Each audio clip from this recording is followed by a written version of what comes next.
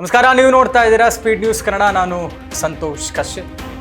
ಮಧ್ಯಪ್ರಾಚ್ಯದ ಯುದ್ಧ, ಇರಾನ್ ಮತ್ತು ಇಸ್ರೇಲ್ ನಡುವೆ ಆಗ್ತಾ ಇರುವಂತಹ ಯುದ್ಧ, ಯಾರೂ ಕೂಡ ಸ್ವತಃ ಇಸ್ರೇಲ್ಗೆ ಬೆಂಬಲ ನೀಡಿರುವಂಥ ಅಮೆರಿಕ ಕೂಡ ಈ ಮಟ್ಟಕ್ಕೆ ಊಹಿಸಿರಲಿಲ್ಲ. ಇದು 23 ದಿನಗಳವರೆಗೆ ಮತ್ತು ನಿಲ್ಲುವಂಥ ಯಾವುದೇ ಲಕ್ಷಣ ಕಾಣಿಸ್ತಾ ಇರುವಂಥ ರೀತಿಯಲ್ಲಿ ಯುದ್ಧ ಈ ಮಟ್ಟಕ್ಕೆ ಮುಂದುವರಿತಾ ಇದೆ ಅಂತ ಹೇಳಿ ಅಮೆರಿಕ ಕೊಟ್ಟಂತಹ ಕಾರಣ ನ್ಯೂಕ್ಲಿಯರ್ ವೆಪನ್ಸ್ ಅಂತ ಏನು ಹೇಳ್ತಾರೆ, ಅಣ್ವಸ್ತ್ರ ಅಂತ ಏನು ಕರೀತಾರೆ, ಅದನ್ನು ಇಟ್ಕೊಳ್ಳಬಾರ್ದು ಅನ್ನುವಂಥ ಕಾರಣಕ್ಕೆ ಅದನ್ನು ಬೆಳೆಸ್ತಾ ಇದೆ. ಮತ್ತಷ್ಟು ಒಂದಷ್ಟು ಉಗ್ರ ಸಂಘಟನೆಗಳಿಗೆ ಇರಾನ್ ಬೆಂಬಲಿಸ್ತಾ ಇದೆ ಅನ್ನುವಂಥ ಕಾರಣಕ್ಕೆ ಅದನ್ನು ಬಗ್ಗು ಬಡಿಯುವಂಥ ಕೆಲಸಕ್ಕೆ ನಾನು ಇಸ್ರೇಲ್ಗೆ ಬೆಂಬಲವನ್ನು ಕೊಟ್ಟಿದ್ದೇನೆ ಅಂತ ಅಮೆರಿಕ ಅಧ್ಯಕ್ಷ ಡೊನಾಲ್ಡ್ ಟ್ರಂಪ್ ಹೇಳುತ್ತಾರೆ.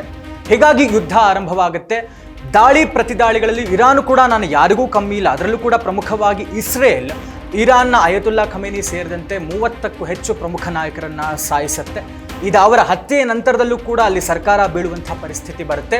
ಇದೆಲ್ಲದರ ಮಧ್ಯ ಇರಾನ್ ಕೂಡ ನಾನು ಯಾರಿಗೂ ಕಮ್ಮಿ ಇಲ್ಲ ಅನ್ನುವಂಥ ರೀತಿಯಲ್ಲಿ ಪ್ರತಿದಾಳಿಯನ್ನು ಇನ್ನೂ ಕೂಡ ಮುಂದುವರಿಸ್ತಾ ಇರುವಂಥದ್ದು. ಅಮೆರಿಕಕ್ಕೆ ಸಂಬಂಧಪಟ್ಟಂಥ ರಾಯಭಾರ ಕಚೇರಿ ಇರಬಹುದು, ತೈಲ ಉತ್ಪಾದನಾ ಘಟಕಗಳಿರಬಹುದು, ಎಲ್ಲದರ ಮೇಲೂ ಕೂಡ ದಾಳಿಯನ್ನು ಮಾಡ್ತಾನೆ ಇದೆ. ಆದರೂ ಕೂಡ ಅಮೆರಿಕ ಬೆಂಬಲಿಸಿರುವಂಥ ಇಸ್ರೇಲ್ ಎಷ್ಟರ ಮಟ್ಟಿಗೆ ಇರಾನನ್ನು ವೀಕನ್ ಅಂದರೆ ಬಲಹೀನ ಮಾಡೋದಕ್ಕೆ ಸಾಧ್ಯ ಅಷ್ಟರ ಮಟ್ಟಿಗೆ ಮಾಡೇ ಮಾಡ್ತೇವೆ ಅನ್ನುವಂಥ ನಿಟ್ಟಿನಲ್ಲಿ ಒಂದು ರೀತಿ ಹಠಕ್ಕೆ ಬಿದ್ದು, ಮತ್ತೊಂದೆಡೆ ಇರಾನ್ ಸೋಲ್ತಾ ಇದ್ರೂ ಕೂಡ ತನ್ನ ಬಳಿ ಇರುವಂಥ ಎಲ್ಲ ಶಕ್ತಿ ಪ್ರದರ್ಶನಕ್ಕೆ ಏನೇನು ಮಿಸೈಲ್ಗಳಿದ್ದಾವೆ, ಸೇನೆ ಇದೆ, ಎಲ್ಲವೂ ಕೂಡ ಕುಗ್ಗುತ್ತಾ ಇದ್ರು, ಕಳ್ಕೊಳ್ತಾ ಇದ್ರು, ನಷ್ಟ ಆಗ್ತಾ ಇದ್ರು ಕೂಡ ತಾನೂ ಕೂಡ ಸೋಲನ್ನು ಒಪ್ಕೊಳ್ತಾ ಇಲ್ಲ, ಯುದ್ಧವನ್ನು ಮುಂದುವರಿಸ್ತಾನೆ ಇದೆ. ಇದೆಲ್ಲದರ ಮಧ್ಯಪ್ರಾಚ್ಯದಲ್ಲಿ ಇರಾನ್ ಮತ್ತು ಇಸ್ರೇಲ್ ಯುದ್ಧ ಭಾರತಕ್ಕೆ ಯಾವ ರೀತಿಯಾದಂಥ ತೊಂದರೆಯನ್ನು ಪ್ರಭಾವವನ್ನು ಬೀರಬಹುದು ಅನ್ನುವಂಥದ್ದನ್ನು ನಾನು ಚರ್ಚೆ ಮಾಡ್ತಾ ಹೋಗ್ತೇನೆ. ಈಗ ತಮಗೆಲ್ರಿಗೂ ಗೊತ್ತೇ ಇದೆ LPG ಸಿಲಿಂಡರ್ ಅಭಾವ, ಇದರ ಜೊತೆಗೆ ಬಡವರು ಅಂತ ಹೇಳಿ ಮಧ್ಯಮ ವರ್ಗದವರು ಅಂತ ಏನು ಕರಿತೇವೆ ನಾವು, ಇವರುಗಳಿಗೆ ದಿನ ಬಳಕೆಗೆ ಬೇಕಾಗುವಂಥ ವಸ್ತುಗಳು ಅಂತ ಏನು ಕರಿತೀವಿ, ಇದರ ಬೆಲೆ ಏರಿಕೆ ಆಗುವುದಂತೂ ಖಡಾಖಂಡಿತ ಅಂತ ಹೇಳ್ತಾ ಇದ್ದಾರೆ.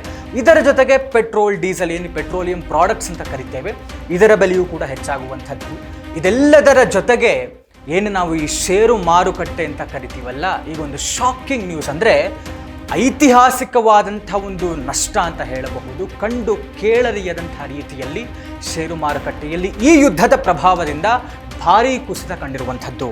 ಯಾಕೆ ಹೇಳ್ತಾ ಇದ್ದೇನೆ ಅಂತ ಹೇಳಿದ್ರೆ, ದಿನದ ಆರಂಭ ಇವತ್ತು ಮುಂಬೈ ಷೇರು ಮಾರುಕಟ್ಟೆ ಸೆನ್ಸೆಕ್ಸ್ 1800 ಪಾಯಿಂಟ್ಸ್ ನಷ್ಟ ಆಗಿರುವಂಥದ್ದು.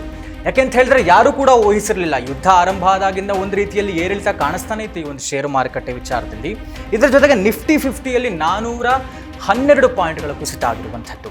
ಇದೆಲ್ಲದರ ಜೊತೆಗೆ ಇನ್ನೊಂದು ಶಾಕಿಂಗ್ ಏನು ಅಂತ ಹೇಳಿದ್ರೆ, ಡಾಲರ್ ಎದುರು ನಮ್ಮ ರೂಪಾಯಿ ಮತ್ತಷ್ಟು ಕುಸಿತವನ್ನು ಕಾಣ್ತಾ ಇರುವಂಥದ್ದು.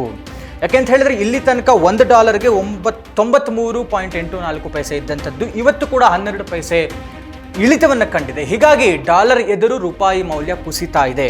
ಇದೆಲ್ಲದರ ಜೊತೆಗೆ ಹೂಡಿಕೆದಾರರ ಕಷ್ಟ ಹೇಳ್ತಿರೋದಾಗ್ಬಿಟ್ಟಿದೆ. ಇತ್ತೀಚೆಗಷ್ಟೇ ಒಬ್ಬರು ಹೂಡಿಕೆದಾರರು ಹಾಕಿದಂತಹ ಕೋಟಿ ಹಣ ನಷ್ಟ ಆಯಿತು ಅನ್ನುವಂಥ ಕಾರಣಕ್ಕೆ ಅವರು ಆತ್ಮಹತ್ಯೆಯನ್ನು ಕೂಡ ಮಾಡಿಕೊಂಡ್ರು.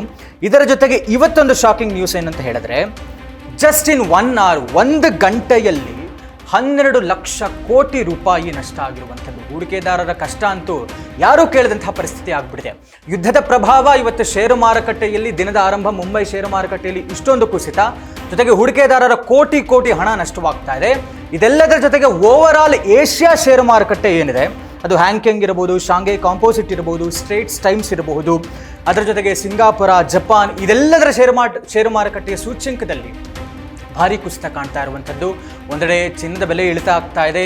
LPG ಸಿಲಿಂಡರ್ಗಳ ಅಭಾವ ಮಧ್ಯದಲ್ಲಿ ಭಾರತ ಸರ್ಕಾರ ಏನೋ ಒಂದು ನಿರ್ಧಾರ ತೆಗೆದುಕೊಂಡಿದೆ. ಪ್ರತಿ ದಿವಸಕ್ಕೆ 10,000 ಸಿಲಿಂಡರ್ಗಳ ಪೂರೈಕೆ ಆಗುತ್ತೆ ಅನ್ನುವಂಥದ್ದು, ಹೋಟೆಲ್ಗಳಿಗೆ ಸಮಸ್ಯೆ ಆಗಬಾರ್ದು ಅನ್ನುವಂಥ ನಿರ್ಧಾರ. ಇದೆಲ್ಲದರ ಮಧ್ಯೆ ಯುದ್ಧದ ಪ್ರಭಾವ ನಮಗೆ ದಿನ ಬಳಕೆಯ ವಸ್ತುಗಳಿಗೆ, ಮಧ್ಯಮ ವರ್ಗದವರಿಗೆ, ಬಡವರಿಗೆ ಎಲ್ಲೋ ಒಂದು ಕಡೆ ಬೆಲೆ ಏರಿಕೆಯ ಬಿಸಿ ತಟ್ಟುತ್ತೆ ಈ ಯುದ್ಧದ ಪ್ರಭಾವದಲ್ಲಿ ಅಂತ ಹೇಳಲಾಗ್ತಾ ಇದೆ.